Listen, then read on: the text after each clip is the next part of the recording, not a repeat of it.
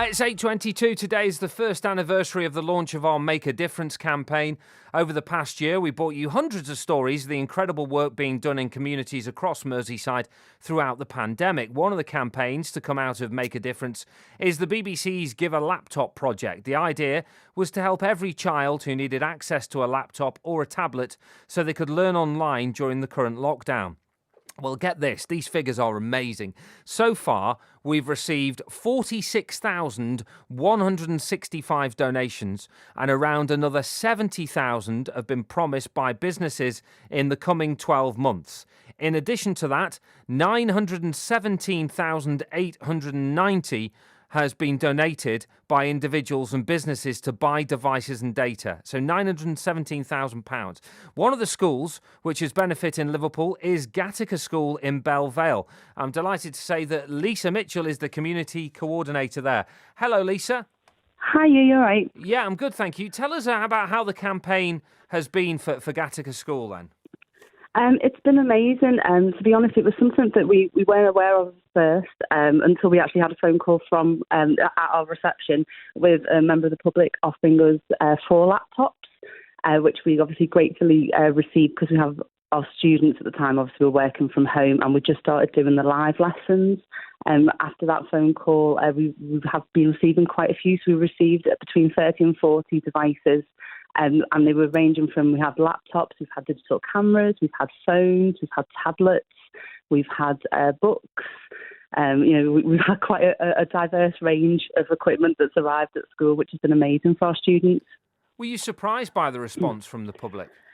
Yeah, I mean, obviously, our school is in the heart of the community, so we already have a very good relationship with our community. It was just lovely to sort of be receiving these items from around the city, and also we actually received a laptop from France as well that appeared one day, wow. Which was really lovely. Yeah, so we've been in touch with everyone that's donated, obviously, just to say thank you and to let them know that it has been passed on. And we got in touch with the family in France just to find out how they found out, and it was via your campaign. And so they had no connection to the school.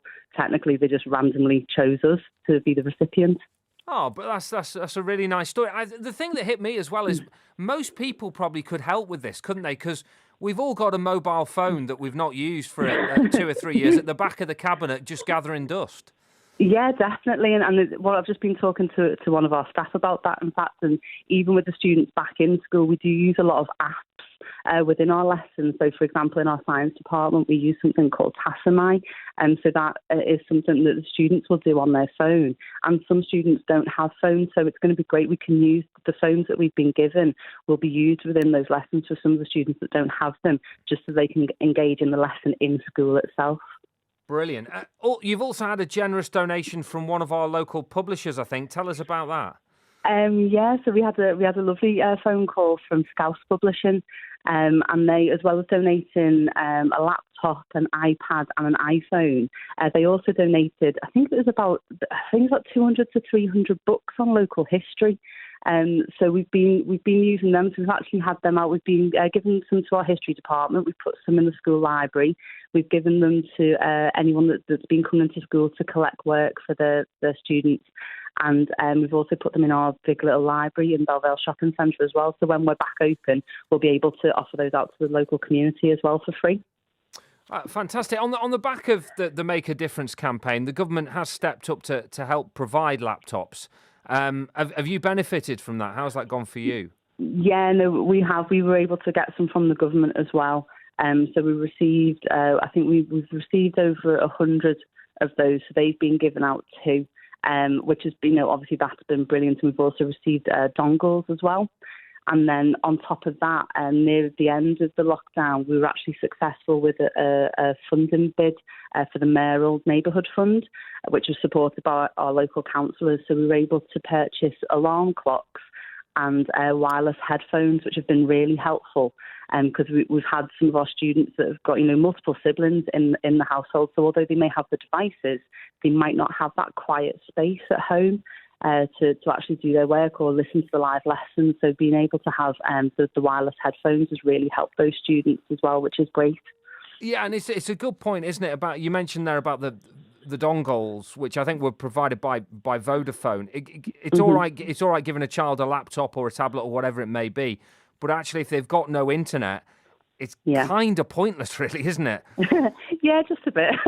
Yeah, so we've been lucky in that sense. We received the dongles, and obviously the government then started the data access for some of the networks. So luckily, quite a few of the networks that our students used were on that scheme as well. So we've been able to get them some extra data, which has been brilliant, and that lasts until July as well. And what I mean, I'm guessing you can see the impact that the donations have had on the children, can't you, in their learning? Oh yeah, completely. Obviously, we can see that the level of engagement has gone up with the more devices that we've been able to give out.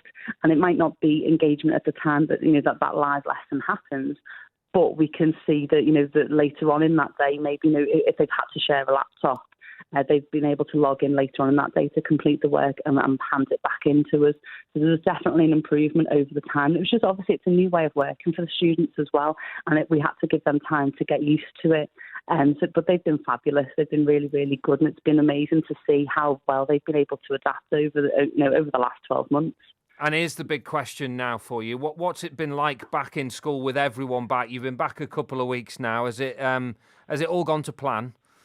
Yeah, it really has. It's just been lovely to see them back in the building. We've missed them. It's been quiet without them. So it's been great. Obviously, we've been going through the testing at the moment, so we're coming to the end of that in the next couple of days, where we've had to test the students, for the 3 times, and then it's up to them to do it at home.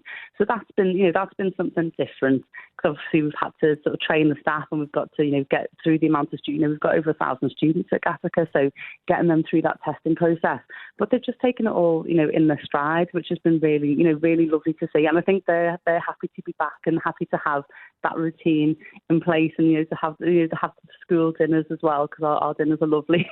Just to see the kids happy and playing and seeing their friends, as well as being in the lessons and seeing the teachers. I think it's been great from both sides.